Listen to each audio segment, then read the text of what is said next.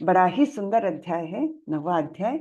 और बहुत ही इसमें बताया गया गुह्यतम ज्ञान, यानी क्या, अत्यंत गोपनीय ज्ञान भगवान ने इसमें दिया है।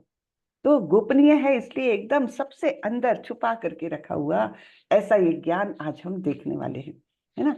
तो अभी तक का हमारा जो 8वां अध्याय का सफर रहा, तो उसमें हमने अनेक बातें देखी। अब सफर, मेरे लिए तो सफर बड़ा आनंददायक रहा, आप लोगों के लिए होपफुली इंग्लिश वाला सफर नहीं हो है ना। मेरे तो हिंदी का सफर है, आप लोगों के लिए इंग्लिश का सफर ना रहा हो। रहा है क्या? नहीं ना? नहीं। जी जी। तो चलिए आज हम 9वां अध्याय देखेंगे। मैं शेयर करती हूँ। और नहीं, थोड़ा सा हम रिकैप ले लेते हैं 8वें अध्याय का। 8वां अध्याय था भगवत प्राप्ति के बारे में। और उसमें हमने बड़े ही सुंदर श्लोक देखे थे, जिसमें अंतकाले च मामेव स्मरन् मुक्त्वा कलेवरम यः प्रयाति स मद्भावम याति नास्तत्र संशया। भगवान ने एकदम विश्वास दिलाया है कि कोई संशय नहीं है इसमें कि जो अंतकाल में मेरा स्मरण करते हुए देह को त्यागता है, वह निश्चित रूप से मेरे पास आता है। तो हमने वहां पर भीष्म पितामह का उदाहरण देखा था, किस प्रकार उन्होंने भगवान को साक्षात देखते हुए, भगवान की स्तुति करते हुए और इस प्रकार अपना देह त्यागा था। तो निश्चित रूप से वो तो भगवत धाम सीधे गए हैं। और फिर हमने दूसरा उसके बाद का श्लोक देखा था, यम यम वापि स्मरन् भावम त्यजन्ति अन्ते कलेवरम तम तमैवैति कौन्तेय सदा तद्भाव भाविता। यानी क्या, कि जो जिस भाव में मृत्यु को प्राप्त करता है, जिसका स्मरण करते हुए मृत्यु को प्राप्त करता है, वह उसी भाव में जाता है। जैसे भरत महाराज का हमने उदाहरण देखा कि किस प्रकार वो नन्हे से हिरण के बच्चे की याद करते हुए उसको खोज रहे थे वे, और उसी की याद करते हुए उनको मृत्यु आई। तो उनको अगला जन्म जो मिला वो हिरण के शरीर में मिला था, है ना। अगली योनि उनको हिरण की मिली थी। लेकिन चूंकि वे अत्यंत महान भक्त हो चुके थे तब तक, तो भगवान ने उनको वो स्मरण दिलाया दूसरी योनि में जाने के बावजूद, कि तुमने इस प्रकार से अपना मनुष्य जन्म को सफल करने वाला जो उद्देश्य होता है, उद्देश्य में तुम कैसे चूक गए, ये स्मरण रखा। तो उस योनि में भी, यानी हिरण की योनि में भी, वे एक आश्रम के पास रहते थे और केवल जो अच्छी बातें होती है, आध्यात्मिक बातें होती है, उनका श्रवण करते रहे। पूरा जीवन उन्होंने ऐसे निकाला। तब उनको अगला जन्म फिर से मनुष्य का मिला, जो जड़ भारत के रूप में मिला।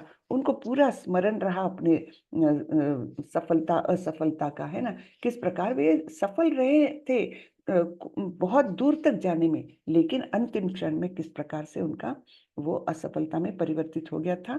तो वो भी स्मरण रहा जड़ भारत के रूप में भी। और फिर उन्होंने अपना जीवन पूर्णतः सफल बनाया। वे एक मूक बधिर के रूप में रहे हमेशा। एक जिसको सुनाई नहीं देता, बोल नहीं सकता, इस प्रकार से उन्होंने पूरा व्यवहार रखा, जिससे कि वे दूसरों के साथ कोई भौतिक ये ना करे, प्रजल्प ना करे, कुछ भौतिक बातें ना करे, कुछ भी ना करे। इस प्रकार भगवान के स्मरण में उन्होंने पूरा जीवन बिताया था। और फिर अंततोगत्वा उनको परम धाम की प्राप्ति हुई थी। ये हमने देखा था। और उसका अगला श्लोक भगवान क्या बताते हैं, तस्मात् सर्वेषु कालेषु माम अनुस्मर युध्यच, है ना। इसलिए तुमको एकदम से एकाएक ऐसे मेरा स्मरण नहीं आएगा मृत्यु के समय। तो इसलिए तुमको क्या करना है, अभ्यास करना है। तस्मात् सर्वेषु कालेषु माम अनुस्मर युध्यच, मेरा स्मरण करते हुए पूरा समय बिताओ। और फिर इस प्रकार अपने कर्तव्य करते जाओ, लेकिन मेरा स्मरण करके। तो ये हमको सबसे महत्वपूर्ण बातें 8वें अध्याय में हमको देखने को मिली थी। अब हम 9वां अध्याय देखने वाले हैं। मैं शेयर करती हूँ और फिर मंगलाचरण कर लेती हूँ।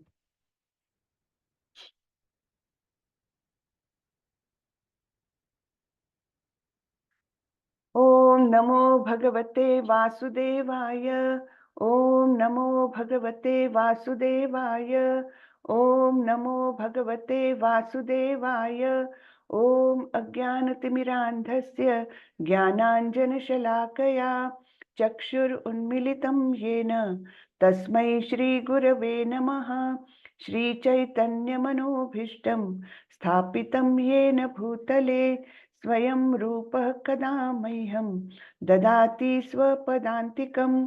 वन्देऽहं श्रीगुरो श्रीयुतपदकमलं श्रीगुरुन् वैष्णवांश्च श्रीरूपं साग्रजातं सहगण रघुनाथान्वितं तं सजीवं साद्वैतं सावधूतं परिजनसहितं कृष्ण चैतन्य देवं श्री राधा कृष्ण पादान् सहगण ललिता श्री विशाखान्वितांश्च हे कृष्ण करुणा सिंधु दीनबंधु जगतपते गोपेश गोपिका कांत श्री राधा कांत नमोस्तुते।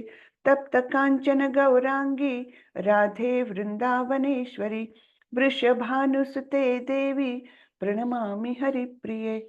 नमो विष्णुपदाय कृष्णपृष्ठाय भूतले श्रीमते भक्ति वेदांत स्वामी इति नामिने। नमस्ते सारस्वते देवे गौरवाणी प्रचारिणे निर्विशेषाय शून्यवादी पाश्चात्य देशतारिणे। जय श्री कृष्ण चैतन्य प्रभो नित्यानंदा श्री अद्वैत गदाधर श्रीवासादि गौर भक्त वृंदा। हरे कृष्णा कृष्णा कृष्णा हरे हरे हरे रामा राम राम हरे हरे हरे कृष्णा कृष्णा कृष्णा हरे हरे हरे रामा राम राम हरे हरे। हरे कृष्णा सभी को, सभी का हरे कृष्णा। सभी का बहुत बहुत स्वागत है। तो आज का अध्याय 9वां अध्याय जिसका नाम है राजगुह्य योग अर्थात परम गुह्य ज्ञान। हाँ, परम गुह्य यानी सबसे ज्यादा गुह्य यानी गोपनीय ऐसा ज्ञान अभी हमको मिलने जा रहा है भगवान के द्वारा। तो इसकी शुरुआत भगवान कर रहे हैं। श्री भगवान उवाच इदं तु ते गुह्यतमं प्रवक्ष्यामनुसूयवे ज्ञानं विज्ञान सहितं यज्ञात्वा मोक्ष्यसे अशुभात्। श्री भगवान ने कहा, हे अर्जुन, चूंकि तुम मुझसे कभी ईर्ष्या नहीं करते इसलिए मैं तुम्हें यह परम गुह्य ज्ञान तथा अनुभूति बतलाऊंगा जिसे जानकर तुम संसार के सारे क्लेशों से मुक्त हो जाओगे। तो ये ऐसा ज्ञान है कि जिसको जानकर हम सारे ही क्लेशों से मुक्त हो जाएंगे। क्लेश कितने प्रकार के हो सकते हैं पता है? 3 प्रकार के क्लेश हो सकते हैं हमको, और होते ही रहते हैं। हो सकते हैं नहीं, होते ही रहते हैं भौतिक जगत में। तो ये कौन से क्लेश है? एक है आध्यात्मिक, दूसरा है अधिदैविक और तीसरा है अधिभौतिक। ये सारे क्लेश हमको सताते ही रहते हैं। तो आध्यात्मिक क्लेश किस प्रकार का होता है? जो हम अपने आप को ही क्लेश देते हैं। खास करके जैसे भी आप सोचिए, हम कोई तो भी पुरानी बुरी बात याद करके मन में बड़ी ही तकलीफ पाते हैं, है ना? आज बैठे हैं, अच्छे से आराम से बैठे हैं, और कुछ तो भी 5-10 साल पहले की कोई घटना याद आ जाती है कि उस व्यक्ति ने मेरा कैसा अपमान किया था, और ये वो इस प्रकार से कोई बात याद आ जाती है। और देखिए अपने शरीर में कितना उसी समय परिवर्तन हम महसूस कर सकते हैं। कुछ शरीर में हल्की सी कंपन आने लगती है, गला सूखने लगता है केवल विचार से, है ना? और ऐसे ही विचार धीरे धीरे करके हमको कई बीमारियां भी देते हैं शरीर की। जो आजकल बताते हैं कि करीबन 90% बीमारियां जो है ना, वो केवल हम अपने आप में पैदा करते हैं, है ना? कोई चीज का टेंशन लेना बिना कारण के, हाँ, तो चिंता मुक्त नहीं रह सकते हम, है ना? आगे की एंजाइटी रहती है। इस प्रकार से अनेक विचारों के कारण क्या होता है, हम अपने आप को बहुत क्लेश पहुंचाते हैं। तो इसको कहते हैं अध्यात्मिका, है ना? क्लेश, अध्यात्मिका क्लेश। दूसरा है अतिभौतिक। किस प्रकार से? दूसरा कोई भी जीव आकर हमको तकलीफ दे तो वो अधिभौतिक होगा। एक आकर के मच्छर ही हमको काट ले, हमको मलेरिया हो जाए, अधिभौतिक तकलीफ है ना? या पड़ोसी आकर आपसे झगड़ा करे, अधिभौतिक। कोई आकर के आपको बिना मतलब के पीछे से आपकी कार को हिट कर दे, है ना? तो ये सारे दूसरे जीवों के द्वारा जो हमको क्लेश मिलते हैं, वो अधिभौतिक क्लेश है। और तीसरा है अधिदैविक। हाँ, तो जैसे बाढ़ आ गई, अचानक से भूकंप आ गया, है ना? तो इस प्रकार के जो क्लेश है उसके कारण बहुत तकलीफ हो जाती है। आपका घर ही हिल गया, हाँ, सारा सामान वो हो गया, बर्बाद हो गया। या बाढ़ आ गई तो हम देखते हैं ना, आजकल कितने जगह पर बाढ़ आती है और लोगों के पूरे घर बर्बाद हो जाते हैं। तो वो सब है अधिदैविक। तो इस प्रकार ये 3 प्रकार के क्लेश होते हैं, जिनसे हम एक ना एक क्लेश से ग्रस्त रहते ही है हम लोग। एक ना एक क्लेश, कुछ नहीं है, सब कुछ ठीक है, तब हमारा मानसिक वो रहता ही है कि अरे मुझे ये करना चाहिए, अब आगे जाकर के बड़ा नुकसान हो रहा है इन्वेस्टमेंट में, तो मुझे ये करना चाहिए। वो जो हो गया नुकसान, लेकिन आज उसको याद करके होता क्या है, हम अपने आप को बहुत क्लेश देते हैं। तो सबसे अच्छा आध्यात्मिक क्लेश से मुक्त होने का सबसे अच्छा मार्ग है कि हम आज में जिए, अभी के क्षण को हम जिए, है ना? आगे जाकर हम देखने वाले हैं 3 गुणों से ग्रसित लोगों की कैसी-कैसी विचारधाराएँ रहती है। तो उसमें बताया गया है कि जो भूतकाल में ही रहता है, वो तमोगुणी है। और जो भविष्य में रहता है, मुझे ये करना है, मुझे ये पाना है? मुझे ये खरीदना है, जो भविष्य काल में ही अपने मन को लगाए रखता है, वो रजोगुणी होता है। और जो सतोगुणी व्यक्ति है, वो आज में, अभी में जीता है। हुँ? तो ये है आध्यात्मिक क्लेशों से मुक्त होने का सबसे आसान मार्ग कि अभी को एन्जॉय करो, अभी को जियो, हाँ? एन्जॉय करो इन नॉट भौतिक तरीके से, हाँ? कि आज मज़ा कर लो, वो वाली उसमें नहीं, लेकिन ना पीछे का दुःख मनाओ, ना आगे की चिंता करो। इस प्रकार से जीवन जीना आध्यात्मिक क्लेशों से मुक्ति दिलाता है। तो इस प्रकार से हमने 3 प्रकार के क्लेश देखे। अब यहाँ पर एक शब्द आता है, भगवान बोल रहे हैं, चूंकि तुम मुझसे कभी ईर्ष्या नहीं करते। तो ईर्ष्या करना यानी क्या? ईर्ष्या करना यानी जैसे आपके पास कोई एक वस्तु है, मुझे बहुत अच्छी लगती है, वो वस्तु अच्छी लगती है, लेकिन ये बात अच्छी नहीं लगती कि वो आपके पास है, वो मेरे पास होनी चाहिए थी, है ना? तो इस भावना को कहते हैं ईर्ष्या, है ना? कोई बहुत सुंदर है, उसकी सुंदरता मुझे अच्छी लगती है, लेकिन ये बात अच्छी नहीं लगती कि वो सुंदर है, मैं क्यों नहीं हूँ सुंदर, है ना? तो इस प्रकार की जो भावना है, वो ईर्ष्या कहलाती है। और भगवान बोल रहे हैं तुम मुझसे कभी ईर्ष्या नहीं करते। कितनी बड़ी बात है भगवान से ईर्ष्या करना। लेकिन ये हम सभी लोग करते रहते हैं अनजाने में। कैसे करते हैं हम? देखिए, हम किसी के पास कोई भी वस्तु है या कोई गुण है ना? उससे जब ईर्ष्या करते हैं तो हम ये भूल जाते हैं कि उसको जो कुछ भी मिला है, गुण के रूप में बोलो, धन के रूप में बोलो, कुछ भी, जो कुछ उसको मिला है, अच्छे पुत्र के रूप में बोलो, जो कुछ भी उसको मिला है, वो किसने दिया हुआ है, किसने सैंक्शन किया है, किसने दिया है? भगवान द्वारा। तो जब हम उस व्यक्ति से ईर्ष्या करते हैं तो इनडायरेक्टली हम भगवान के निर्णय को विरोध कर रहे हैं। तो इस प्रकार से हम भगवान से ईर्ष्या करते हैं। तो इसलिए ये ईर्ष्या ऐसा दुर्गुण है कि हमारे बहुत सारे गुणों को ये ढांक सकता है। और ये कभी-कभी दिखती नहीं है, लेकिन मन में होती है और वो हमको आध्यात्मिक क्लेश बहुत देती है। ठीक है ना? तो ये ईर्ष्या नहीं करना, ये एक सबसे बड़ा गुण बताया है भगवान ने कि चूँकि तुम मुझसे कभी ईर्ष्या नहीं करते, इसलिए मैं तुम्हें यह परम गुह्य ज्ञान तथा अनुभूति बतलाऊँगा, जिसे जानकर तुम संसार के सारे क्लेशों से मुक्त हो जाओगे। तो ये ज्ञान हम देखते हैं क्या क्या है। यहाँ पर प्रभुपाद जी कुछ बता रहे हैं। श्रीला प्रभुपाद की जय। इस प्रथम श्लोक का विशिष्ट महत्व है। इदम ज्ञानम यानी यह ज्ञान शब्द शुद्ध भक्ति के द्योतक है। इदम ज्ञानम क्या बता रहा है? शुद्ध भक्ति बता रहा है, जो 9 प्रकार की होती है। शुद्ध भक्ति के 9 तरीके होते हैं, हाँ? तो उसमें है श्रवण, कीर्तन, स्मरण, पाद सेवन, अर्चन, वंदन, दास्य, सख्य तथा आत्म समर्पण। हाँ, तो ये 9 बातें बताइए जिसके माध्यम से हम शुद्ध भक्ति की ओर जा सकते हैं। किसी एक को भी अपना कर जा सकते हैं या एक से अधिक को अपना कर भी जा सकते हैं। हम्म जैसे परीक्षित महाराज ने श्रवण किया, भागवतम का श्रवण किया, उनको केवल 7 दिन की मोहलत मिली थी, उसके बाद उनका मृत्यु निश्चित था। तब उन्होंने क्या किया, केवल श्रवण किया और अ, अंत तक श्रवण करके भगवत धाम को प्राप्त किया। श्रवण किसका किया? केवल विष्णु के या कृष्ण की लीलाओं का, पूरे भागवतम का उन्होंने श्रवण किया था।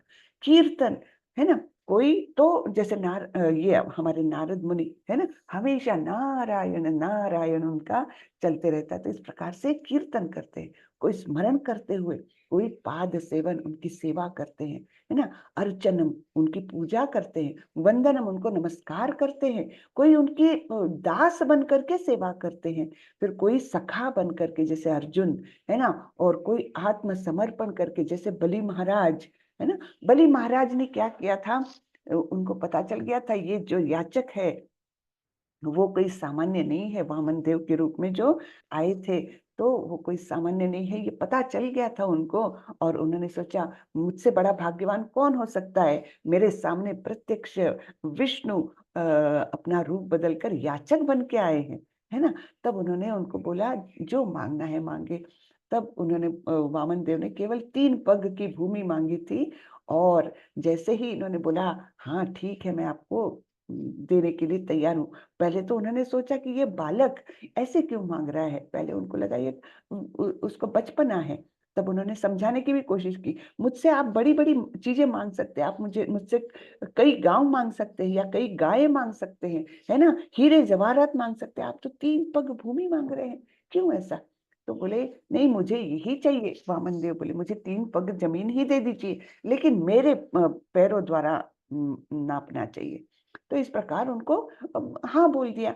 और उसके बाद जो विशाल रूप लिया वामन देव ने, तो पहले 2 पगों में ही सब कुछ चला गया, तीसरा पग कहाँ रखूं?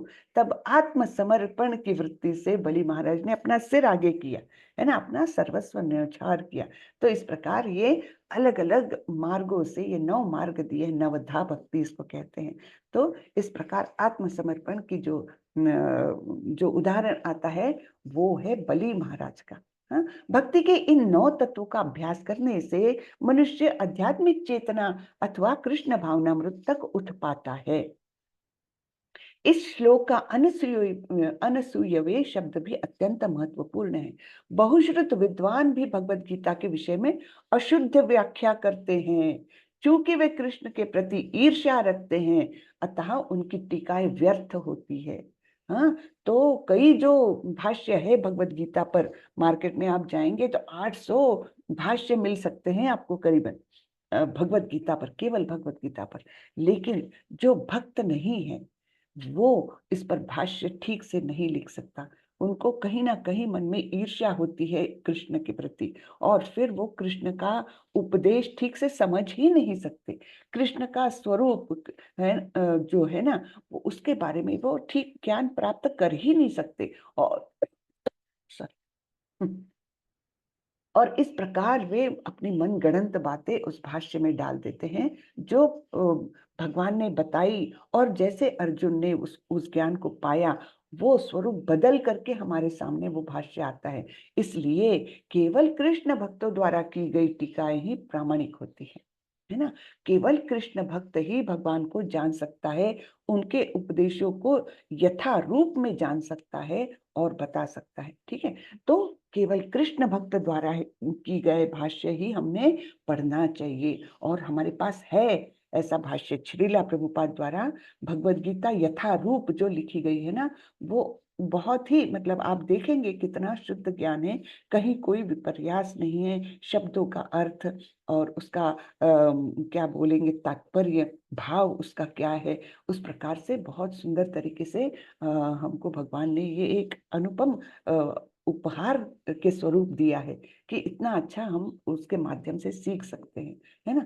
कोई भी ऐसा व्यक्ति जो कृष्ण के प्रति ईर्ष्यालु है, न तो भगवत गीता की व्याख्या कर सकता है, न पूर्ण ज्ञान प्रदान कर सकता है। अतः ऐसी टीकाओं से सावधान रहना चाहिए। जो व्यक्ति यह समझते हैं कि कृष्ण भगवान है और शुद्ध तथा दिव्य पुरुष है, उनके लिए ये अध्याय लाभप्रद होंगे। तो सबसे पहले अभी तक हमारे मन में ये निश्चित रूप से हमने जान लेना चाहिए कि कृष्ण ही भगवान है और वे दिव्य है। वो इस भौतिक जगत के नहीं है, उन्होंने निर्माण किया है, लेकिन he is not part and parcel of this material world, है ना। इस भौतिक जगत के वे अंश नहीं है, उन्होंने निर्माण सब कुछ किया है। तो ऐसे व्यक्तियों के लिए ये अध्याय लाभप्रद है।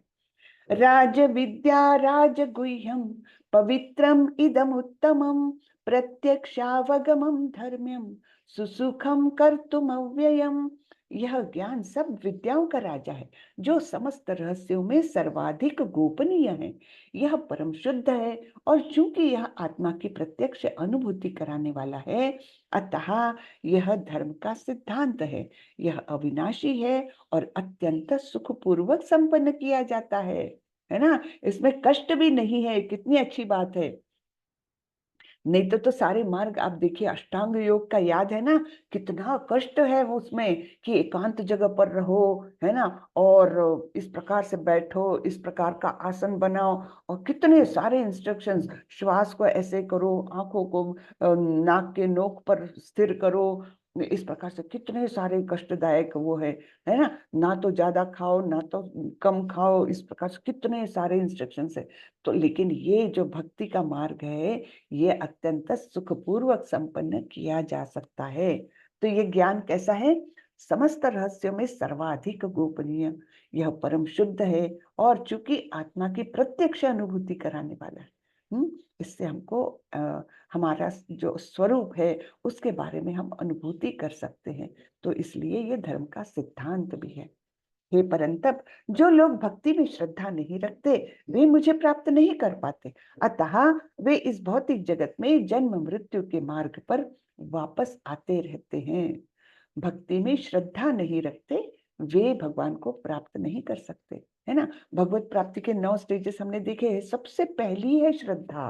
अगर श्रद्धा ही नहीं है, तो श्रद्धा, साधु संगा, भजन क्रिया, अनर्थ निवृत्ति, ये तो हो ही नहीं सकता। इसलिए जो भक्ति में श्रद्धा नहीं रखते, वे किसी भी प्रकार से भगवान को प्राप्त नहीं कर पाते।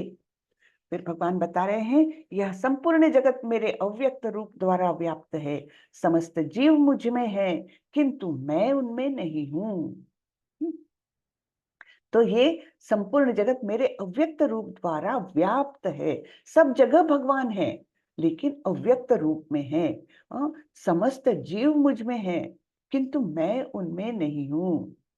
ये इस प्रकार से अभी बहुत सारी कॉन्ट्रडिक्शंस आएगी, और ये धीरे धीरे हम ज्ञान को आत्मसात कर सकते हैं। तथापि मेरे द्वारा उत्पन्न सारी वस्तुएं मुझ में स्थित नहीं रहती। जरा मेरे योग ऐश्वर्य को देखो। यद्यपि मैं समस्त जीवों का पालक अर्थात भरता हूँ और सर्वत्र व्याप्त हूँ, लेकिन मैं इस विराट अभिव्यक्ति का अंश नहीं हूँ। मैं सृष्टि का कारण स्वरूप हूँ। ठीक है, समस्त सृष्टि का कारण स्वरूप हूं मैं, इसका मैं अंश नहीं हूं। ठीक है, जिस प्रकार सर्वत्र प्रवाहमान प्रबल वायु सदैव आकाश में स्थित रहती है, उसी प्रकार समस्त उत्पन्न प्राणियों को मुझ में स्थित जानो। तो आकाश है, और उसके अंदर वायु यहाँ से वहां होती रहती है ना, लेकिन हमेशा रहती है आकाश के बाउंड्री के अंदर। उसी प्रकार सभी प्राणियों को मुझ में स्थित जानो, ऐसे भगवान बता रहे हैं। संपूर्ण विराट जगत मेरे अधीन है। यह मेरी इच्छा से बारंबार स्वतः प्रकट होता रहता है, और मेरी ही इच्छा से अंत में विनष्ट होता है। तो कारणोदकशाही विष्णु क्या करते हैं? जब विश्वास लेते हैं, तब सारा जगत प्रकट होता है, और जब वे इच्छा करते हैं, सबको समेट लेते हैं। तो ये अनेकानेक ब्रह्मांड है, जो कारणोदकशाही विष्णु से उत्पन्न हो रहे हैं। मयाध्यक्षेण प्रकृतिः सूयते सचराचरम् हेतुनानेन कौन्तेय जगद्विपरिवर्तते। हे कुंती पुत्र, यह भौतिक प्रकृति मेरी शक्तियों में से एक है, और मेरी अध्यक्षता में कार्य करती है, जिससे सारे चर तथा अचर प्राणी उत्पन्न होते हैं। इसके शासन में यह जगत बारंबार सृजित और विनष्ट होता रहता है। तो ये भौतिक प्रकृति क्या है, भगवान के आदेशानुसार ही चलती है। यद्यपि भगवान इसके पार्ट एंड पार्सल नहीं है तो सर्वत्र व्याप्त, फिर भी भौतिक जगत के पार्ट एंड पार्सल नहीं है। तो वो क्या है, भौतिक प्रकृति भगवान की अनेक शक्तियों में से एक शक्ति है और भगवान के आदेशानुसार काम करती है। और सारे चर तथा अचर प्राणी इससे उत्पन्न होते हैं। भौतिक प्रकृति से हमको, यानी जब कारणोदकशाही विष्णु अपनी पत्नी माया देवी पर एक दृष्टिक्षेप करते हैं, तब ये सारे चर और अचर प्राणी उत्पन्न होते हैं और इसके शासन में यह जगत बारंबार सृजित और विनष्ट होता रहता है। ये बार बार बनता है, बिगड़ता है, बनता है, विलय हो जाता है। इस प्रकार ये कार्य चलता ही रहता है। लेकिन क्या ये रूप, ये शक्तियां भगवान की सबको पता है? नहीं, है ना, बिल्कुल नहीं पता है ये शक्तियों के बारे में।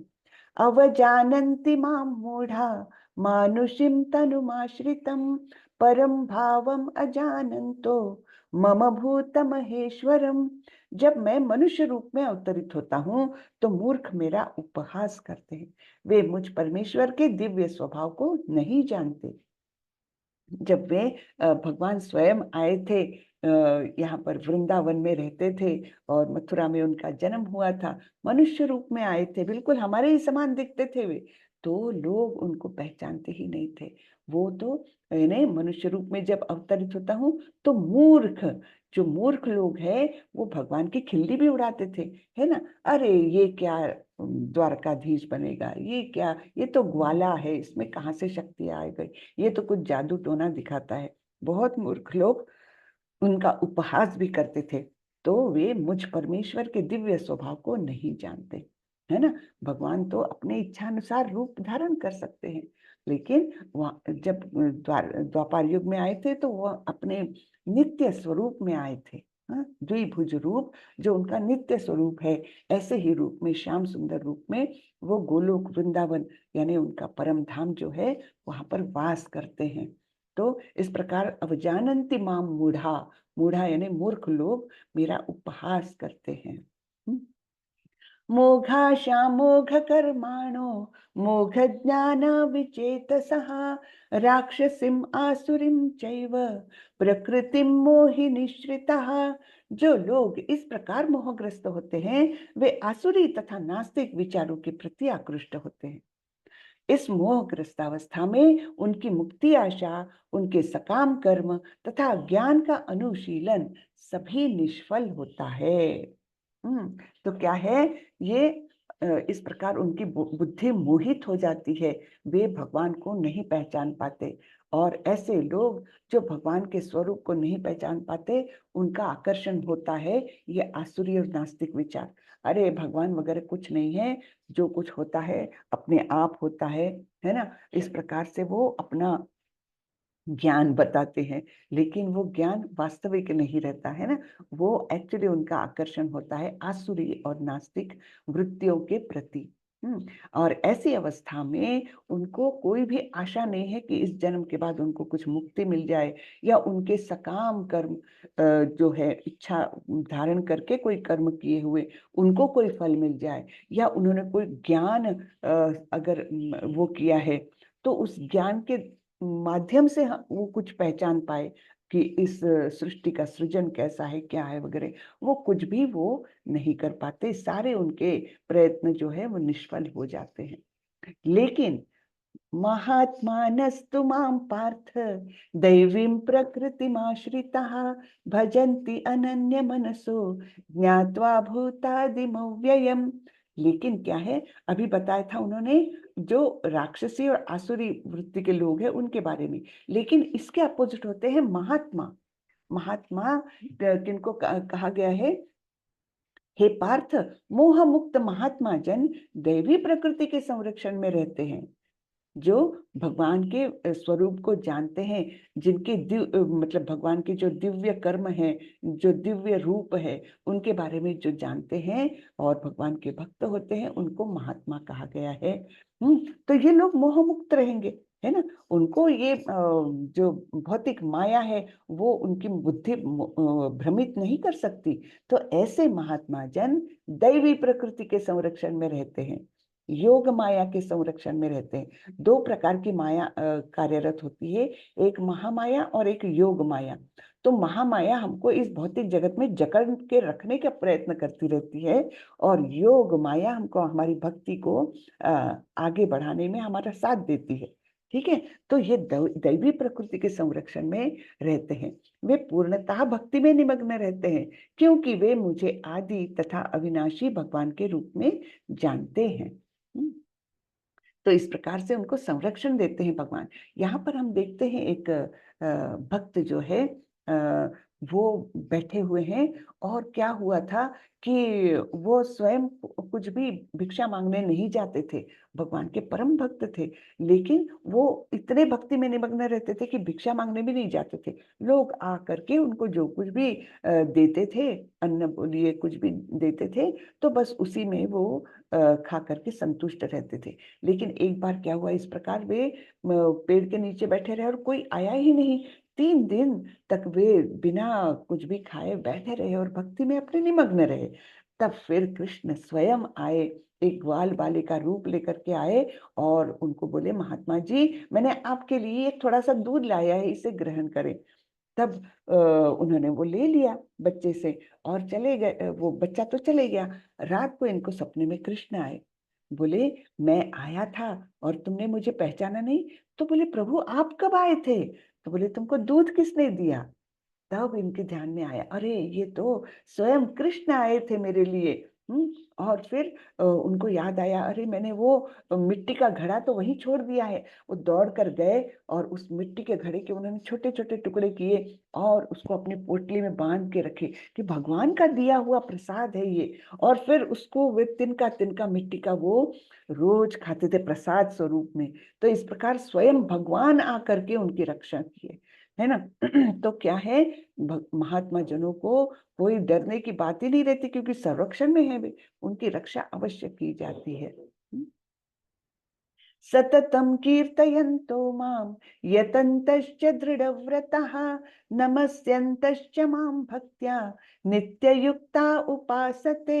ये महात्मा मेरी महिमा का नित्य कीर्तन करते हुए, दृढ़ संकल्प के साथ प्रयास करते हुए, मुझे नमस्कार करते हुए भक्ति भाव से निरंतर मेरी पूजा करते रहते हैं। हाँ, तो ऐसे महात्मा क्या करते हैं, सतत तो ये कीर्तन करते रहते हैं, सतत उनके मुख में भगवान का नाम रहता है। और दृढ़ संकल्प, जो कुछ संकल्प उन्होंने लिया, जो कुछ उन्होंने एक बार निश्चय किया, तो उसके लिए वे प्रयत्नशील रहते हैं, सतत रहते हैं, है ना? यहाँ पर हम प्रभुपाद जी को देख रहे हैं, तो किस प्रकार वे हमेशा भगवान का नाम उनके मुख पर सदैव रहता था। और जो कुछ करते थे कृष्ण भावनामृत का प्रसार करने के लिए, कितने कष्टों से उन्होंने ये सब, उन्होंने इस्कॉन को स्थापन किया, कितने सारे लोगों को भक्त बनाए, पूरी दुनिया में इस्कॉन का आज नाम है ना? तो छोटे छोटे संस्कार देने से लेकर उन्होंने सभी कुछ काम इसके लिए किया। आप सोचिए कि विदेश में जाकर, और कई लोग तो बुराई में एकदम लिप्त थे, कई लोग ड्रगिस्ट थे, कई लोग चोर थे, ऐसे लोगों ने ज्वाइन किया और उनको प्रभुपाद जी ने परम भक्त बनाया। उनको कितनी छोटी छोटी बातें सिखाई होगी उन्होंने, कि कैसे बैठना है, कैसे खाना है, क्योंकि प्रसाद खा रहे हो तो उसका सम्मान करो, ऐसे नहीं कि कैसे भी बैठ करके खा रहे हो। ठीक से बैठ करके, ठीक से नहा धो करके किस प्रकार से रहना है ना? भगवान के पास जाने के पहले शुद्ध होकर के जाना है। ये सब कितनी छोटी छोटी बातों के संस्कार दिए होंगे प्रभुपाद जी ने, क्योंकि उनको तो कुछ पता ही नहीं था। हाँ, तो बिल्कुल स्क्रैच से लेकर उनको परम भक्त बनाने तक का सारा काम प्रभुपाद जी ने किया। तो कितने दृढ़ संकल्प होंगे, ये सोचिए। हाँ, शुरू शुरू में तो ये केवल यानी प्रसाद, उनको किसी तरह से उनको प्रसाद ग्रहण करवाए, इसके लिए प्रभुपाद जी कितने सारे लोगों के लिए स्वयं खाना बनाते थे। अच्छा, खाना बना के उनको ठीक से बिठा के उनको परोसना, और फिर वो लोग तो चले भी जाते थे, फिर सारा कुछ समेटना, पूरा क्लीन करना, ये सारा काम प्रभुपाद जी अकेले से करते थे। और फिर धीरे-धीरे जब वो लड़कों को ऐसा लगने लगा, अरे इतना वृद्ध आदमी कितना काम कर रहा है, तब फिर उन्होंने पूछा, मे आई हेल्प यू समहाउ? तो फिर हाँ, हाँ, व्हाई नॉट? है ना? है ना? तो नेकी और पूछ-पूछ फिर प्रभुपाद जी उनसे मदद लेने लग गए, छोटी-छोटी छोटी-छोटी क्रियाओं में उनका सहयोग लेने लग गए, और इस प्रकार से वे धीरे-धीरे सब सीख करके और तब फिर भक्त बने। तो कितना कष्ट लिया होगा, कितनी बातें बताई होगी प्रभुपाद जी ने, है ना? हमको तो अपने घर के बच्चों को ऐसी छोटी-छोटी बातें बताने में आलस आता है, लेकिन प्रभुपाद जी ने इतने बड़े-बड़े लड़कों को ना ट्रेन किया, हाँ? तो ये क्या है? दृढ़ संकल्प है कि मैं ऐसी भक्ति का प्रसार करूँगा कि सारे ही लोग जो है परम भक्त बन जाए, सभी लोग भगवत धाम जाएँ, है ना? मैं अकेला नहीं जाना चाहता, मैं सबों को साथ लेकर जाना चाहता हूँ, ऐसे प्रभुपाद जी बोलते थे। अकेले तो मैं कभी भी चला जाऊँ भगवत धाम, मतलब निश्चित रूप से मैं भगवत धाम को प्राप्त करूँगा, लेकिन मैं अकेला नहीं जाना चाहता हूँ। मैं बहुत लोगों को अपने साथ ले जाना चाहता हूँ, इसलिए वे भक्ति का प्रसार करते थे। ऐसा उन्होंने लेटर भी लिखा है उस समय के प्रेसिडेंट ऑफ इंडिया को, हाँ, कि आप इतने बड़े पद पर है, आपका इतना प्रभाव है, तो ये कृष्ण भावनामृत का प्रसार करने में आप मेरा सहयोग करें, हाँ, क्योंकि मैं अकेला यहाँ पर एकदम वीरान इसमें मैं बैठा हूँ, मेरे पास सारे मार्ग है मेरे पास भगवत धाम जाने के, मैं तो कभी भी जा सकता हूँ, लेकिन मैं अकेला नहीं जाना चाहता, मैं बहुत लोगों को साथ ले जाना चाहता हूँ, है ना? पिताहमस्य जगतो माता धाता पितामहः वेद्यं पवित्रमोंकार रुक्साम यजुरेव च। मैं इस ब्रह्मांड का पिता, माता, आश्रय तथा पितामह हूँ। मैं ज्ञेय यानी जानने योग्य, शुद्धिकर्ता तथा ओमकार हूँ। मैं ऋग्वेद, सामवेद तथा यजुर्वेद भी हूँ। तो भगवान बता रहे हैं वे कहाँ-कहाँ पर है ना? ये नहीं कि मतलब ऐसा मत सोचिए कि भगवान ये सब क्यों बता रहे हैं। हाँ, है तो है, हमको क्या करना? जी नहीं, अगर आपको भक्त बनना है, अगर परम धाम जाना है, अपने इस भौतिक जगत के हमारे जो जन्म, मृत्यु, जरा, व्याधि इन समस्याओं से अगर वास्तविक आपको छूटना है, तब हमको भगवत धाम जाना ही होगा, और भगवत धाम जाने के लिए हमको कम से कम भगवान को जानना तो होगा ही। और ये ज्ञान हमको कौन दे सकता है? केवल भगवान ही स्वयं दे सकते हैं, क्योंकि उनको पूर्णतः कोई नहीं जानता। हुँ। ये हम 10वें अध्याय में देखने वाले हैं कि वहाँ पर भगवान बताते हैं कि मुझे देवी-देवता, ऋषिगण ये सब लोग भी पूर्णतः नहीं जान पाते, क्योंकि वे मुझसे ही उत्पन्न हैं। इसलिए मुझे पूर्णतः नहीं जान पाते। हाँ, तो सारे वेद भी जो है, वेद यानी ज्ञान, तो ये ज्ञान भी कहाँ से निकला है? ये ज्ञान भी भगवान द्वारा ही निर्मित है। मैं ही लक्ष्य, पालनकर्ता, स्वामी, साक्षी, धाम, शरण स्थली तथा अत्यंत प्रिय मित्र हूँ। मैं सृष्टि का प्रलय, सबका आधार, आश्रय तथा अविनाशी बीज भी हूँ।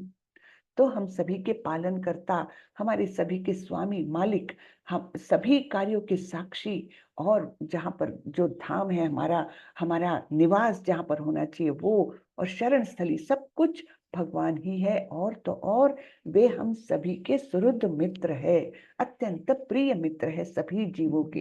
लेकिन हम ये नहीं जान पाते हैं, क्यों? क्योंकि हमारा मन जो है, हमारा बुद्धि जो है, वो अनेक कल्मशों के कारण ढकी हुई है।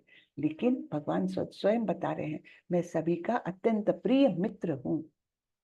मैं मैं सृष्टि तथा प्रलय, यानी मैं सृजन भी करता हूँ और मैं ही प्रलय करता हूँ। मैं सभी का आधार हूँ, मैं सभी का आश्रय स्थान हूँ, और सभी को निर्माण करने वाला अविनाशी बीज भी मैं ही हूँ। हे अर्जुन, मैं ही ताप प्रदान करता हूँ और वर्षा को रोकता तथा लाता हूँ। मैं अमरत्व हूँ और साक्षात मृत्यु भी हूँ। आत्मा तथा पदार्थ अर्थात सत्य तथा असत दोनों मुझ ही में हैं। आत्मा सत्य कहलाती है, क्यों? सत्य यानी शाश्वत, जिस जो अविनाशी होती है, और असत जो पदार्थ है उसका नाश होता है, तो इसलिए उसको असत कहा जाता है। ये दोनों भी मुझ ही में है। जो वेदों का अध्ययन करते तथा सोमरस का पान करते हैं, वे स्वर्ग प्राप्ति की गवेषणा करते हुए अप्रत्यक्ष रूप से मेरी पूजा करते हैं। वे पाप कर्मों से शुद्ध होकर इंद्र के पवित्र स्वर्गिक धाम में जन्म लेते हैं, जहां वे देवताओं का सा आनंद भोगते हैं। तो कई लोग जो ज्ञानी रहते हैं वो क्या करते हैं, वेदों का अभ्यास करते हैं। हाँ, और फिर अच्छे कर्म करते, पुण्य कर्म करते हैं। उनको लगता है पुण्य कर्म करूंगा, दान धर्म तपस्या करूंगा तो मुझे स्वर्ग मिलेगा। हमारे यहाँ स्वर्ग की परिभाषा बहुत सीमित है ना, कि किसी की मृत्यु हो गई तो हम स्वर्गवासी लिखते हैं। वास्तविक रूप में स्वर्गवासी ये योग्य शब्द है ही नहीं, क्योंकि स्वर्ग तो भौतिक जगत में ही है।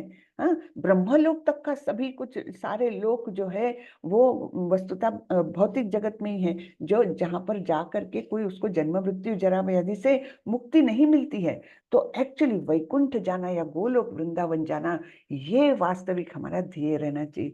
लेकिन हम लोग स्वर्ग की प्राप्ति हो जाएगी इसको, क्योंकि इसने बहुत पुण्य किए हुए हैं इस जीव ने, ऐसे हम सोचते हैं। तो स्वर्ग ये टॉपमोस्ट नहीं है, ये हमने कम से कम यहाँ पर समझना चाहिए। तो ऐसे लोग जो वेदों का वगैरह अध्ययन करते हैं, अच्छे कर्म करते हैं, तो उनको इच्छा रहती है मुझे स्वर्ग की प्राप्ति हो।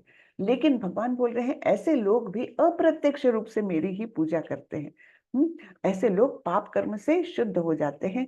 पाप नहीं है उनके, ना संचित पाप है ना इस जन्म के पाप है। तो ऐसे लोग इंद्र के पवित्र स्वर्गिक धाम में जन्म लेते हैं, जहां पर वे आनंद का उपभोग करते हैं। इंद्रिय तृप्ति के कई साधन होते हैं वहां पर, जिससे वे आनंद का उपभोग करते हैं। इस प्रकार जब वे उपासक विस्तृत स्वर्गिक इंद्रिय सुख को भोग लेते हैं और उनके पुण्य कर्मों का फल क्षीण हो जाता है, तो वे मृत्यु लोक में पुनः लौट आते हैं। इस प्रकार जो तीनों वेदों के सिद्धांतों में दृढ़ रहकर इंद्रिय सुख की गवेषणा करते हैं, उन्हें जन्म मृत्यु का चक्र ही मिल पाता है। तो जैसे किसी का बैंक बैलेंस है बहुत, तो जब तक बैंक बैलेंस रहेगा वो तो शान से अपना खर्च करेगा, है ना।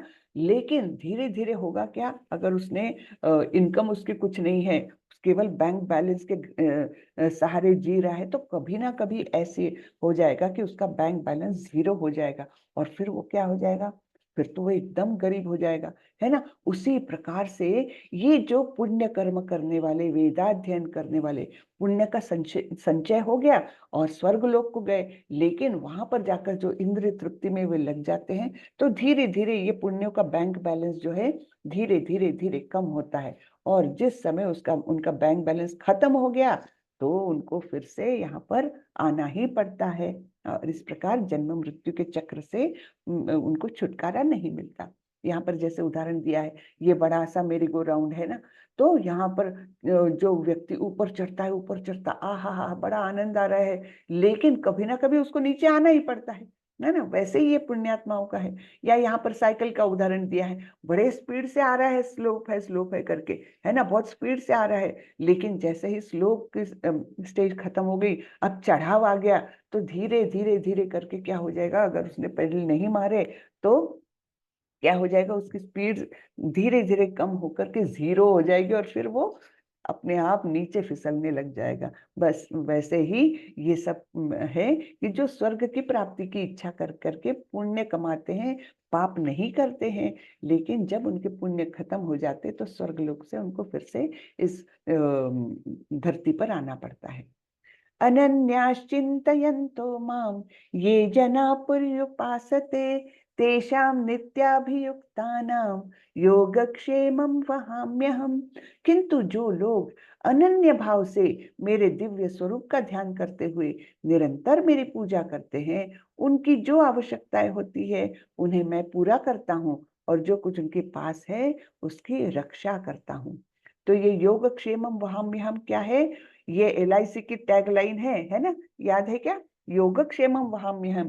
मृत्यु के जीवन के साथ भी और जीवन के बाद भी, ऐसा कुछ तो भी उनका ये है, योगक्षेमम, जो आपके पास है उसकी मैं रक्षा करता हूँ, और जो उनका आवश्यक है तो वो मैं देता हूँ। ऐसे यहाँ पर भगवान बोल रहे हैं कि आवश्यकताओं की पूर्ति और जो कुछ है उसकी रक्षा, योगक्षेमम वहाम्यहम्। येऽप्यन्य देवता भक्ता यजन्ते श्रद्धयान्वितः तेऽपि मामेव कौन्तेय यजन्ति अविधि पूर्वकम। हे कुंती पुत्र, जो लोग अन्य देवताओं के भक्त हैं और उनकी श्रद्धा पूर्वक पूजा करते हैं, वास्तव में वे भी मेरी पूजा करते हैं, किंतु वे यह त्रुटिपूर्ण ढंग से करते हैं। है ना।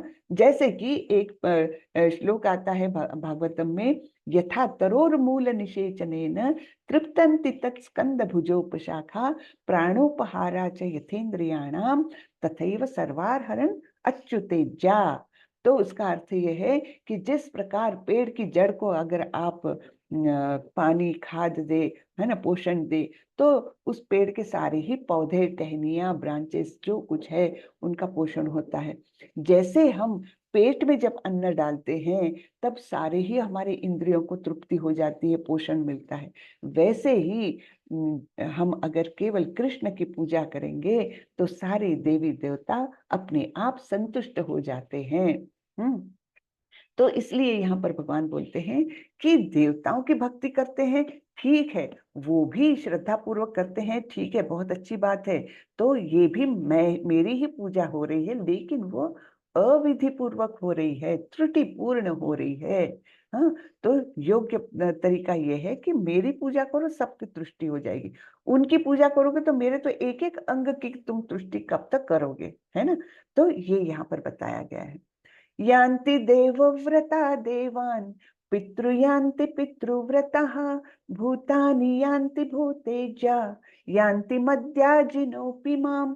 जो देवताओं की पूजा करते हैं वे देवताओं के बीच जन्म लेंगे, जो पितरों को पूजते हैं वे पितरों के पास जाते हैं, जो भूत प्रेतों की उपासना करते हैं वे उन्हीं के बीच जन्म लेते हैं, और जो मेरी पूजा करते हैं वे मेरे साथ निवास करते हैं।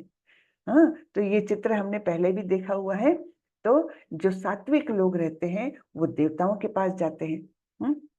जो राजसी लोग रहते हैं वे इस प्रकार किसी यक्ष, राक्षस या अधिकारी पुरुष इनकी पूजा करते हैं, और जो तमोगुणी लोग रहते हैं ये इस प्रकार तांत्रिक मांत्रिक के चक्कर में पड़ करके ऐसे भूत प्रेतों की भी पूजा करते हैं, है ना। कुछ लोग जो अपने पितरों की बहुत ज्यादा पूजा करते हैं, है ना। पितरों को याद करना अलग और पितरों को पूजना अलग बात होती है।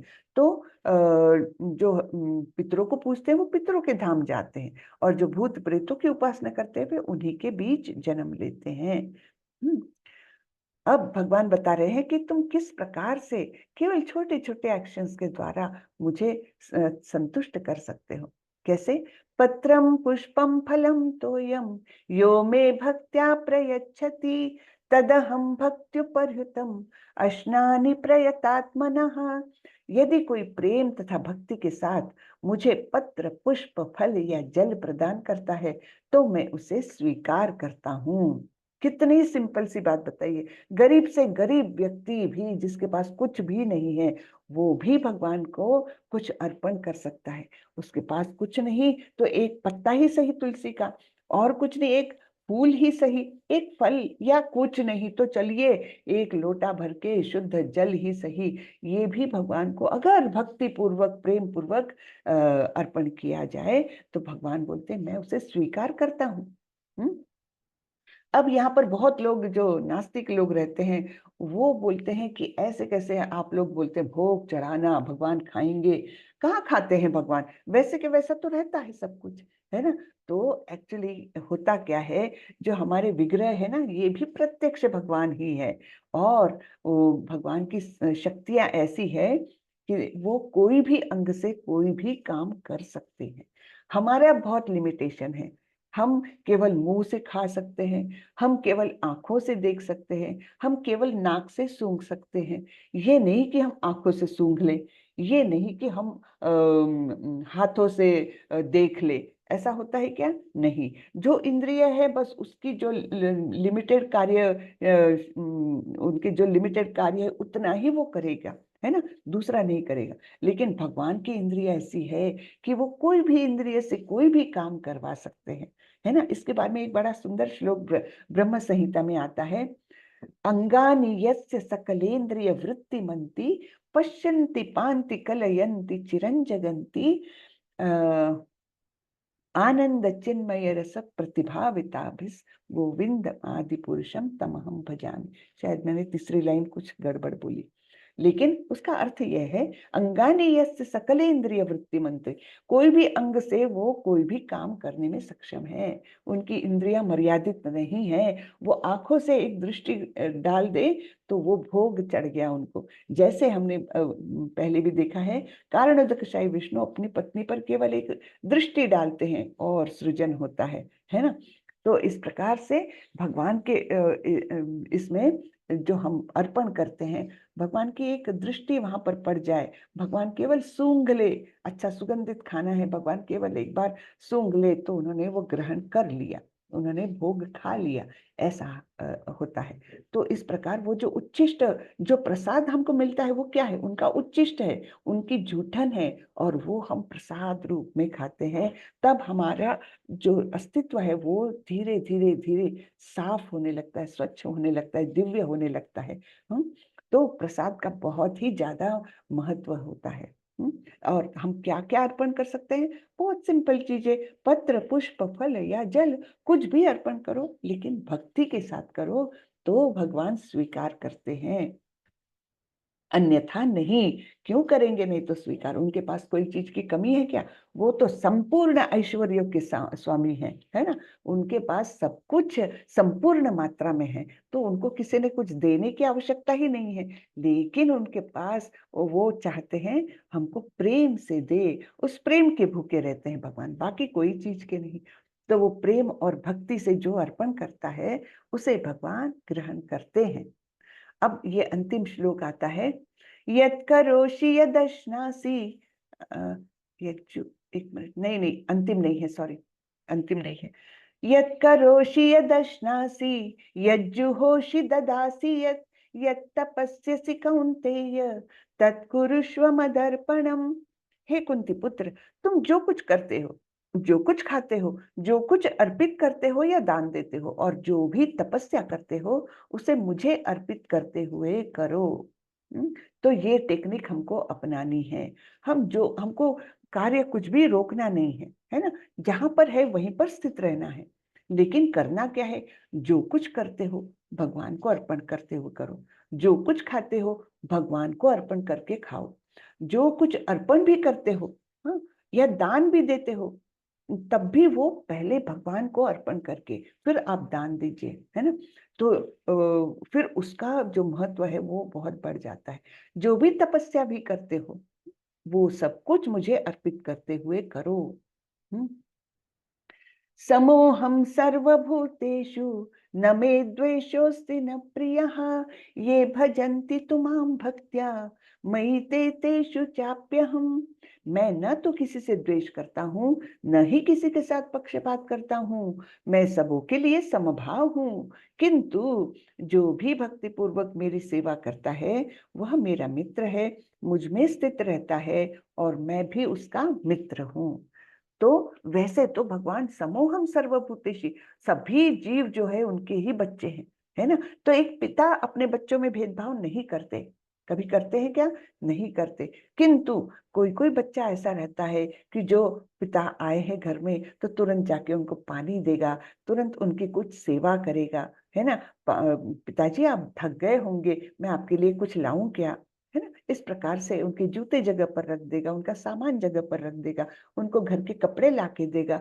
ऐसे छोटे छोटे कोई कार्य करता है तो वो बच्चा पिता के लिए एक अलग महत्व रखता है ना। है तो सभी उनके ही बच्चे, है ना, उनके ही पुत्र है, लेकिन जो इस प्रकार से उनसे स्नेह करता है, उनकी सेवा करता है, उसके प्रति कोई ना कोई सॉफ्ट कॉर्नर उस पिता के मन में रहता है। वे वही बात यहाँ पर भगवान भी बता रहे हैं कि मैं किसी से पक्षपात नहीं करता, मैं सबों के लिए समभाव हूं, किंतु जो भी भक्ति पूर्वक मेरी सेवा करता है वह मेरा मित्र है और मुझ में स्थित रहता है, और मैं भी उसका मित्र हूँ।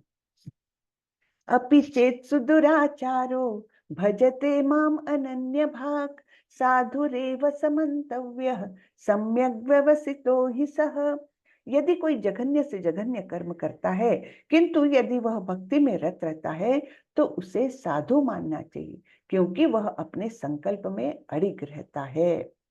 तो ऐसा कभी कभी होता है कि भगवत भक्त जो है वो भी कभी कभी उसका पैर भी फिसल जाता है, कभी उससे भी कोई गलती हो जाती है, लेकिन है वो भक्ति में रत।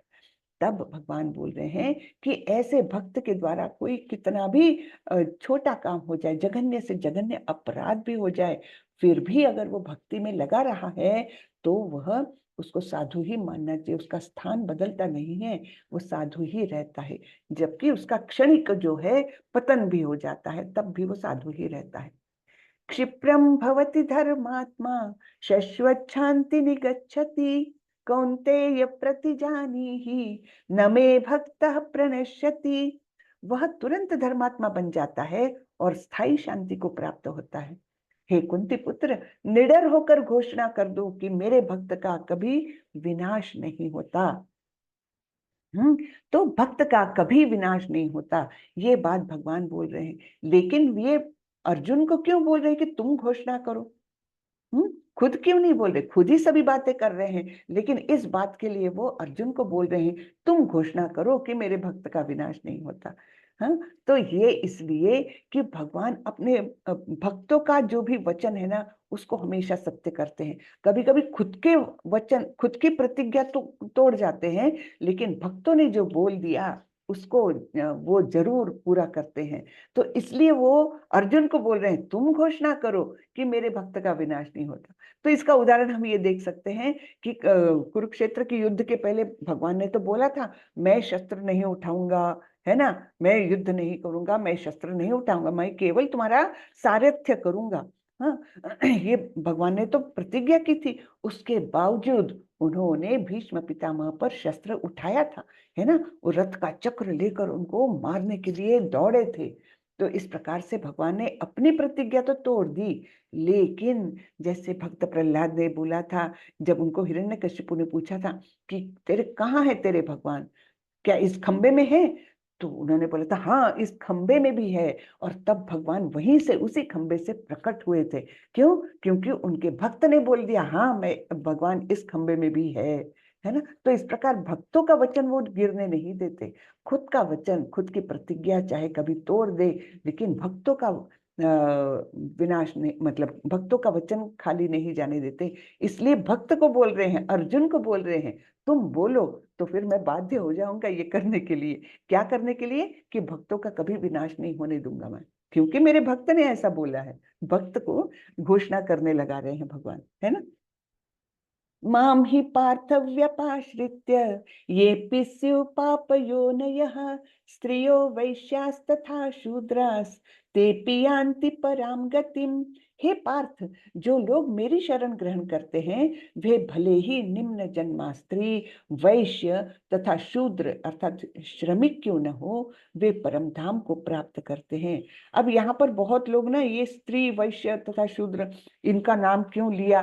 क्या वो योग्य नहीं है? क्या उनमें कोई कमी रहती है? बहुत इस पर बहस हो सकती है, लेकिन इसका अर्थ केवल ये है, मैंने कल परसों ही किसी से बहुत सुंदर इसका एक्सप्लेनेशन सुना था, तो वो मैं बताने का प्रयत्न करूंगी। कि देखिए, कोई भी जैसे तपस्या करने जाते थे लोग, तो स्त्रियां तो नहीं जाती थी, है ना। वहां जाते थे तपस्या करने के लिए या तो ब्राह्मण या तो क्षत्रिय, क्योंकि क्षत्रिय भी राजर्षि होते थे, है ना। लेकिन वैश्य कभी अपना काम छोड़ करके तपस्या करने नहीं जाता था, क्योंकि उसको कृषि करनी है, उसको गोरक्षा करनी है, उसको व्यापार करना है, तो वो अपने काम ही करता रहता था। और स्त्रियां स्त्रियां कभी घर छोड़ करके नहीं जाती थी, है ना। ऐसा नहीं कि स्त्री ने जाकर जंगल में जाकर अकेले से कभी तपस्या की हो, कभी नहीं होता था। और वैसे ही शूद्र, श्रमिक श्रमिक जो होते थे वो भी नहीं जाते थे इस प्रकार से। तो कौन लोग जाते थे? जो जाकर के तपस्या करते थे और श्रेष्ठ बन जाते थे, वो ज्यादा करके ब्राह्मण और क्षत्रिय होते थे, बाकी के लोग नहीं होते थे। लेकिन भगवान क्या बोल रहे हैं? जो मेरी शरण ग्रहण करता है, अर्थात भक्ति में जो आता है, वो तो भक्ति कहीं भी रहकर कर सकते हैं। इसलिए यहाँ पर हम ये इसका निकलता है, अर्थ निकलता है कि भक्ति तो भक्ति के लिए कोई स्थान या विशिष्ट परिस्थिति की आवश्यकता ही नहीं है ना। इसलिए वो घर में रहकर अपने नित्य कर्म करते हुए सभी लोग भगवान की शरण में जा सकते हैं। ये इसका अर्थ है, और कुछ भी नहीं। यहाँ पर ना तो स्त्रियों को कम दिखाया गया है, ना वैश्यों को, ना शूद्र को, लेकिन केवल ये बताया गया है कि हाँ, ऐसा ही होता था कि तपस्या करने जाने वाले ज्यादा करके मोस्टली जो है ब्राह्मण और क्षत्रिय ही होते थे, बाकी लोग नहीं जाते थे। लेकिन भगवान की भक्ति ऐसी है, वो आप कहीं भी होकर के करो, कहीं भी रह लिए तब भी कर लिए। ज्ञानार्जन करने के लिए केवल ब्राह्मण और क्षत्रिय जाते थे, बाकी लोग नहीं जाते थे। तो ये भक्ति सबसे आसान है, कहीं भी रहो, कहीं भी करो, और आप उसमें सफल हो सकते हैं। तो इसलिए यहाँ बताया गया है, जो मेरी शरण ग्रहण करेंगे उनको परम धाम प्राप्त होता है, चाहे वे कोई भी रहे। अब ये एकदम आसान फॉर्मूला दे रहे हैं भगवान, किस प्रकार भक्ति करना है। मन मना भव मद भक्तो मद्याजी माम नमस्कुरु मामे वैश्यसि युक्त्वैवम् आत्मानं मत्परायणः। अपने मन को मेरे नित्य चिंतन में लगाओ, मेरे भक्त बनो, मुझे नमस्कार करो और मेरी ही पूजा करो। इस प्रकार मुझ में पूर्णतया तल्लीन होने पर तुम निश्चित रूप से मुझको प्राप्त होंगे। हाँ? तो ये 4 बातें केवल करनी है हमको। मन को मेरे नित्य चिंतन में लगाना है, मेरे भक्त बनना है, नमस्कार करना है भगवान को, और उनकी पूजा करना है सतत। तो इस प्रकार हम जब तल्लीन हो जाएंगे तो हम भगवत प्राप्ति निश्चित रूप से कर पाएंगे। तो ये सबसे गुह्यतम ज्ञान जो है वो भगवान ने दिया हुआ है, एकदम सीक्रेट फॉर्मूला दिया हुआ है भगवान को प्राप्त करने का। तो यहाँ पर प्रभुपाद जी कुछ शब्द बता रहे हैं। इस श्लोक से स्पष्ट है कि इस भौतिक जगत से छुटकारा पाने का एकमात्र साधन है कृष्ण भावनामृत। लेकिन कृष्ण तत्व को न जानने के कारण भाष्यकार कृष्ण को छिपाते हैं और उनको उनके मन या शरीर से पृथक बताते हैं। यद्यपि यह कृष्ण तत्व के प्रति निरी अज्ञानता है, किंतु कुछ लोग जनता को भ्रमित करके धन कमाते हैं, है ना। इस प्रकार से अशुद्ध ज्ञान लोगों को बांट करके लोग केवल धन कमा सकते हैं। अतः मनुष्य को कृष्ण के आदि रूप में मन को स्थिर करना चाहिए। उसे अपने मन में यह दृढ़ विश्वास करके पूजा करने में प्रवृत्त होना चाहिए कि कृष्ण ही परम है। कृष्ण की पूजा के लिए भारत में हजारों मंदिर है जहां पर भक्ति का अभ्यास किया जाता है।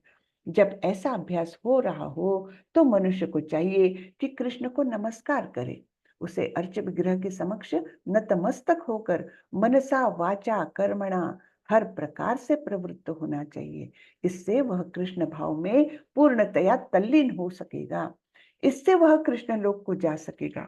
उसे चाहिए कि कपटी भाष्यकारों के बहकावे में न आए, उसे श्रवण कीर्तन आदि नवधा भक्ति में प्रवृत्त होना चाहिए। शुद्ध भक्ति मानव समाज की चरम उपलब्धि है। तो मनुष्य जन्म की चरम उपलब्धि शुद्ध भक्ति है केवल। तो यहाँ पर बताया है कृष्ण की पूजा के लिए भारत में हजारों मंदिर हैं। तो कई लोग बोलते हैं काहे के लिए मंदिर बनाते हैं, उसके बदले हॉस्पिटल क्यों नहीं बनाते, उसके बदले स्कूल क्यों नहीं बनाते, इतना पैसा मंदिरों में क्यों डालते हैं।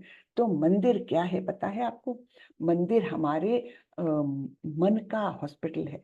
हाँ, ये तो हम तन के हॉस्पिटल देखते हैं, वो जो तन टेम्पररी है, ऐसे तन के लिए तो हजारों हॉस्पिटल्स है, लेकिन जो मंदिर होते हैं ये हमारे मन के हॉस्पिटल्स हैं। हाँ, यहाँ जाकर हम जो शांति पाते हैं वो अन्यथा कहीं नहीं मिल सकती। प्रभुपाद जी तो बोलते हैं ये मंदिर यानी वैकुंठ है। इस जगत के, भौतिक जगत के अंदर पॉकेट्स बने हुए हैं वैकुंठ के, और ये मंदिर है जहां जाकर, वैकुंठ है यानी क्या? वैकुंठ यानी ऐसा स्थान जहां पर कोई कुंठा नहीं है। कुंठा यानी एंजाइटी। हाँ, तो कोई भी किसी भी प्रकार की एंजाइटी नहीं है, ऐसा स्थान यानी वैकुंठ। तो हम जब मंदिर में जाते हैं, आप सोचिए हमको कितनी शांति मिलती है, अपने आप से मिलती है ना। तो वो अपने आप में वैकुंठ स्थान है। इसलिए मंदिरों की आवश्यकता है, जहां पर जाकर हमारा मन जो है वो बीमारी से छुटकारा पा जाता है। हाँ, तो इसलिए मंदिरों की आवश्यकता है। ठीक है। तो ये नवधा भक्ति जो है, इसके माध्यम से हम हमारी भक्ति में वृद्धि कर सकते हैं, और इस प्रकार जो मनुष्य जन्म की टॉप मोस्ट उपलब्धि है, चरम उपलब्धि है, उस शुद्ध भक्ति को हम पा सकते हैं। हरे कृष्णा। तो यहाँ पर चैप्टर की समरी आती है। भगवान ने पहले राज विद्या, राज गुह्यम क्या है वो बताया है कि किस प्रकार ये विद्या है जो अत्यंत सुखमय रीति से हम अपना सकते हैं। फिर भगवान को कैसे अप्रोच करें। सततम कीर्तयन्तु मां, सतत मेरा कीर्तन करो, और दृढ़ संकल्प से भक्ति में लग जाओ, इस प्रकार तुम मुझे पा सकते हो। और फिर स्वीटनेस ऑफ एक्सक्लूसिव डिवोशन। हाँ, कितने आसान तरीका है और कितना सुंदर तरीका है। क्या है? मन्मना भव मद भक्तो मद्याजी माम नमस्कुरु मामे वैश्यसि युक्त्वैवं आत्मानं मत परायणम। बस केवल 4 बातें करनी है और तुम शुद्ध भक्त बन सकोगे। उसके पहले भगवान ने बताया है यद करोषि यजस्नासि, है ना। जो भी तुम करते हो, जो भी खाते हो, जो कुछ अर्पण करते हो, सब कुछ मेरा स्मरण करते हुए करो, इस प्रकार तुम मेरे भक्त बन सकते हो। तो ये सब गुह्य बातें, गोपनीय बातें यहाँ इस अध्याय में बताई है। इसलिए ये इसको कहा है परम गुह्य ज्ञान, है ना। तो ये गोपनीय ज्ञान हमको 90वें अध्याय में प्राप्त हो रहा है। हरे कृष्णा। हरे हरे कृष्णा। धन्यवाद माता जी, बहुत परम गुह्य ज्ञान बताया, बहुत परम गुह्य ज्ञान है ये। हरे हरे कृष्णा। माता जी। हरे कृष्णा। किसी को कुछ प्रश्न पूछना है तो कृपा करके पूछे। माता जी दंडवत प्रणाम माता जी। दंडवत प्रणाम प्रभु, बोलिए। माता जी हम पूरा दिन भर कृष्ण का चिंतन कैसे कर सकते हैं, ये संभव है? ये संभव है ना, उसी का फॉर्मूला दिया है। जो भी करते हो, जो भी खाते हो, है ना, जो भी दान करते, जो कुछ कर रहे हो, उसके पीछे कृष्ण के साथ कृष्ण को लगा दो। हाँ, कि मैं ये खा रहा हूँ, कृष्ण की कृपा है जो मुझे इतना अच्छा अन्न मिल रहा है, और भगवान को अर्पण करके ही खाओ, है ना। जो भी काम कर रहे हो, आप ऑफिस जा रहे हो, ये मुझे कृष्ण के लिए काम करना है, भगवान प्रसन्न हो जाए ऐसे ही काम करना है। तो पूरा अपना 100% देकर अपना ऑफिस का काम करो। घर में आए हो, घर में अपने बच्चों के साथ खेल रहे हो, ये मन में भावना रखो कि मेरा बेटा होने के पहले ये कृष्ण का बेटा है, भगवान ने मुझे इसे दिया है इसका लालन पालन करने के लिए, तो मुझे इसको अच्छे तरीके से देखना है। ये नहीं कि मेरा बेटा है, मेरे विचारों को के अनुसार चलना चाहिए, नहीं, ये नहीं। उसको फ्रीडम भी दो, क्योंकि ये कृष्ण का बच्चा है और इसका लालन पालन योग्य प्रकार से करना है, ये मेरा कर्तव्य है ना। कर्तव्य बुद्धि से उसके साथ आप व्यवहार करो। तो हर चीज को आप कृष्ण के साथ जोड़ो। हर रिश्ते को पहले कृष्ण से जोड़ो, उसके बाद उस व्यक्ति से जोड़ो। आप डायरेक्ट रिश्ता मत जोड़िए किसी से भी, है ना। अपने पुत्र को देखिए, अपनी पत्नी को देखिए, कैसे ये पत्नी मुझे भगवान, मतलब ये पत्नी जो है ये पहले भगवान की बेटी है, और भगवान ने मुझे सौंपी है इसकी देखभाल करने के लिए, इसको सुख से रखने के लिए। तो आपका रिश्ता डायरेक्ट नहीं है, वाया कृष्ण है। वाया कृष्ण हर रिश्ता, हर काम आ जाएगा ना, तब फिर हमारी भक्ति बढ़ती है। हाँ, तो हर जगह पर हमको कृष्ण को जोड़ना है, तब धीरे धीरे वो सब हो जाएगा। मनमना भव मद भक्तो, वो सब हर तरफ से हम मतलब कृष्ण का को ही स्मरण करेंगे। वो धीरे धीरे प्रैक्टिस से आएगा। जैसे हमने पहले 7वें अध्याय में देखा था, क्या कि रसो हम कौन्तेय, पानी पीते हो एक क्षण भगवान का स्मरण करो, इसका जो स्वाद मुझे मिल रहा है वो कृष्ण है। हाँ, आग में आप गैस जलाते हो, उसकी जो गर्मी है, हाँ, आग की तपिश कृष्ण है। ये धीरे धीरे हमको प्रैक्टिस से आता है। जब ज्यादा ज्यादा हम पारायण करेंगे, अध्ययन करेंगे इसका, तब ये मन में विचार आने लगेंगे। अभी तो हम बहुत कम स्टेज में हैं, बिल्कुल ही नहीं है, है ना। लेकिन ये जब बातें हम आत्मसात करेंगे, तब फिर हमारी भक्ति निश्चित रूप से बढ़ेगी। तो हर क्षण हमको सोचना है कि भगवान है मेरे आसपास, है मेरे लिए सब कुछ कर रहे हैं, ये एहसास हमको रखना है ना। और मैं पूर्णतया उन पर आश्रित हूँ, पूर्णतया। कुछ भी ऐसा नहीं है जो मैं इंडिपेंडेंटली कर पाऊं, नहीं, पूर्णतया मैं उन पर आश्रित हूँ। धन्यवाद। मतलब जो ये योग माया महामाया के बारे में कुछ बताएंगे क्या? आप थोड़ा योग, बोलो। जी, महामाया यानी जो भौतिक जगत में जो प्रभाव डाल रही है, भौतिक जगत से हमको जोड़ने के लिए महामाया 3 गुणों के रूप में हमको जकड़े हुए हैं, वो महामाया। लेकिन योग माया कौन है? वो भगवान की अंतरंगा शक्ति द्वारा निर्मित है। वो हमको संरक्षण देती है अगर हम भक्ति में आते हैं। तो ये अंतर है महामाया और योग माया में। धन्यवाद माता जी। जी, धन्यवाद हरे प्रणाम। कृष्ण, हरे कृष्ण। और किसी का कुछ प्रश्न हो तो बताएं। हरे कृष्णा माता जी, दंडवत प्रणाम। दंडवत प्रणाम प्रभु जी। माता जी, अगर हम लोग भक्ति में नहीं आ रहे हैं तो कहीं ना कहीं तो हम लोग भी ईर्ष्या करें भगवान से। जी, निश्चित रूप से, ये बराबर बात बोली आपने। अगर हम भक्ति को हमारी बढ़ा नहीं पा रहे हैं तो कहीं ना कहीं एक बड़ा भारी कलमश है हमारे अंदर कि हम भगवान से ईर्ष्या कर रहे हैं। हम दूसरे किसी भी व्यक्ति से ईर्ष्या कर रहे हैं तो इनडायरेक्टली, मैंने बोला ना, इनडायरेक्टली हम भगवान से भी ईर्ष्या कर रहे हैं। इसलिए हमारी भक्ति बढ़ नहीं पा रही है। हाँ, तो वो धीरे धीरे जाते हैं, ये सारे कलमश जाते हैं। जैसे जैसे हम नाम जप करते हैं, जैसे जैसे हम अध्ययन करते हैं भगवत गीता का, तो ये छोटी छोटी बातें हम ही अपने आप को टोकते हैं। अरे, मेरे मन में ऐसा विचार क्यों आ रहा है ना, कि अरे उसकी कार कितनी सुंदर है, अरे यार मेरे पास भी होनी चाहिए। एक क्षण में हमारे मन में रिफ्लेक्शन आता है, ये मैं क्या सोच रहा हूँ, ये कार तो उसको भगवान ने अप्रूव की है तभी मिली है, तो भगवान के अप्रूवल को क्वेश्चन करने वाली मैं कौन हूँ, है ना। तो ये हमारे ही मन में वो होने लग जाता है। इस प्रकार से हमको परमात्मा का गाइडेंस मिलता है कि तुम्हारा ये विचार गलत है ना। जी माता जी। माता जी, फिर जो जड़ भरत जड़ भरत जब बने थे, कल की क्लास में हमें बताया था, तो वो बाद में किसी पर कुछ भी एक्शन या रिएक्शन नहीं करते थे, ऐसा क्यों? क्योंकि किसी को कुछ भी बोलेंगे तो फिर और बातें होती है ना। तो फिर इंटरेक्शन बढ़ता है, फिर भौतिकता में आ जाते हैं। उसके बदले उन्होंने सबसे अच्छा मार्ग निकाला था कि चाहे कोई मुझे कुछ भी बोले, चाहे कोई मुझे कितना भी कष्ट दे, मैं मुंह नहीं खोलूंगा, क्योंकि ये वाणी जो है ना, ये हम वाणी भौतिकता से जुड़ने के लिए बहुत प्रभावी माध्यम बन जाता है। उसी माध्यम को उन्होंने बंद कर दिया, है ना। और फिर अंत में क्या हुआ था पता है? ऐसे तो उन्होंने बहुत साल निकाल दिए। एक बार तो उनको डाकू पकड़ के लेकर गए थे कि ये अच्छा हट्टा कट्टा है और चलो इसको हम बलि देते हैं। तो काली माँ के सामने वो सब लोग उनको बलि देने के लिए तैयार किए, तब भी इन्होंने शब्द भी नहीं निकाला कि कोई रेजिस्ट किया हो, कुछ भी नहीं। बिल्कुल मूक बधिर बने रहे, जो हो रहा है भगवान की इच्छा से हो रहा है, छोड़ दिया था।